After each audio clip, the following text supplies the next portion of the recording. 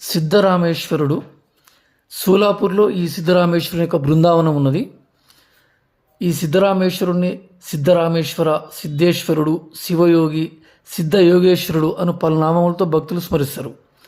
కర్ణాటకలోని లింగాయతుల శాఖకు చెందిన 5 ముఖ్య గురువుల్లో ఒకరు. ఈ యోగి 12th సెంచరీకి చెందిన ఒక మహా యోగి అండ్ కవి.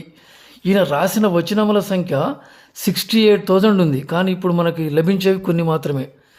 తెలుగులో పాల్కుర్తికి సోమనాథుడు తన బసవ పురాణం నందు ఈ సిద్ధరాముడి గురించి చాలా చెప్పినాడు.